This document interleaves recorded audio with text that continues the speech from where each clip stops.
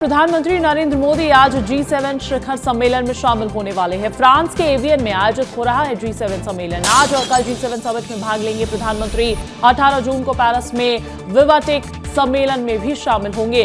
13 से 18 जून तक फ्रांस के दौरे पर हैं प्रधानमंत्री नरेंद्र मोदी और 13 से 18 जून तक उनकी यात्रा में कई तस्वीरें सामने आ रही है। अपने दौरे के दौरान प्रधानमंत्री मोदी आज और कल फ्रांस के एवियन में आयोजित G7 शिखर सम्मेलन में भी हिस्सा लेने वाले हैं। इस सम्मेलन में वैश्विक अर्थव्यवस्था, सुरक्षा, जलवायु परिवर्तन और तकनीकी सहयोग जैसे अहम मुद्दों पर चर्चा होने की संभावना है। वहीं 18 जून को प्रधानमंत्री मोदी पेरिस भी पहुंचेंगे, जहां वे प्रतिष्ठित विवाटेक शिखर सम्मेलन में हिस्सा लेंगे।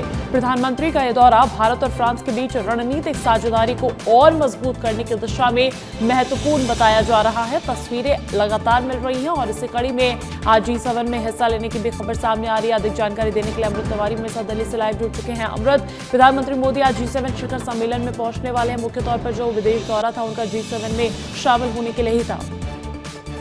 जी देखिए, प्रधानमंत्री मोदी जो इस यात्रा को लेकर के कई बार जो है इसका जिक्र भी कर चुके थे पिछले दिनों, और जब ये G7 की जो बैठक चलेगी तो निश्चित रूप से वैश्विक दुनिया में जो एक आर्थिक स्थिरता बनी हुई है उसको लेकर के बातचीत है। सबसे बड़ा कंसर्न वैश्विक जो आर्थिक स्थिरता है उसको लेकर के है, और इस भारत के लिहाज से इसलिए यह यात्रा अहम है क्योंकि इस दौरान प्रधानमंत्री नरेंद्र मोदी कई देशों के राष्ट्राध्यक्षों से जो G7 के हिस्सा बने हुए हैं उनसे 1-to-1 मुलाकात भी करेंगे, जिसमें यूनाइटेड किंगडम भी है, इसके अलावा UAE है, और आपको बता दें कि फ्रांस के साथ भी उनकी चूंकि पहले भी वार्ता हुई, अभी एक बार फिर जो है वो मैक्रो के साथ जो है उनकी बातचीत होनी है।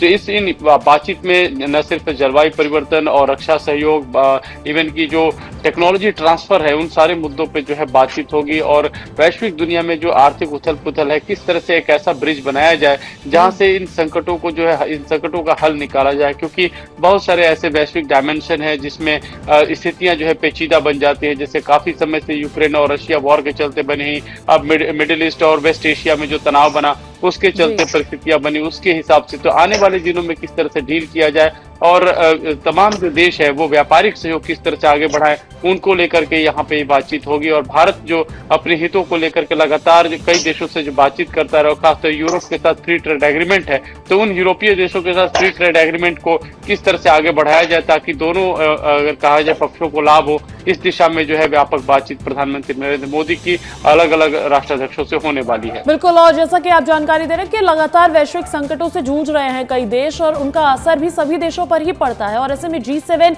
एक माध्यम हो सकता है आगे से विस्तार से चर्चा करने के लिए। बहुत शुक्रिया अमृत तमाम जानकारी हम तक पहुंचाने के लिए। और देखिए, प्रधानमंत्री नरेंद्र मोदी लगातार अपने विदेश दौरे पर चल रहे हैं, लेकिन स्लोवाकिया में उन्हें सर्वोच्च सम्मान से सम्मानित किया गया है। Order of the white double cross से उन्हें सम्मानित किया गया है।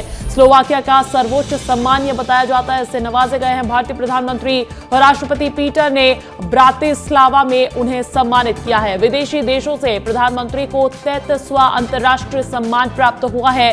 भारत और स्लोवाकिया के बीच कई अहम समझौते भी हुए हैं। स्लोवाकिया में प्रधानमंत्री नरेंद्र मोदी जब पहुंचे तो उन्हें देश के सर्वोच्च सम्मान से नवाजा गया।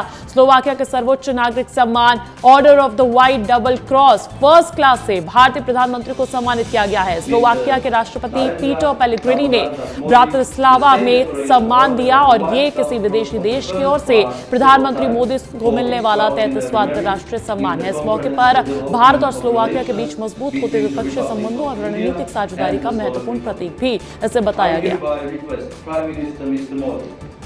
हमारे आत्मीयता भरे स्वागत के लिए मैं प्राइम मिनिस्टर फित्सो का हार्दिक आभार व्यक्त करता हूं।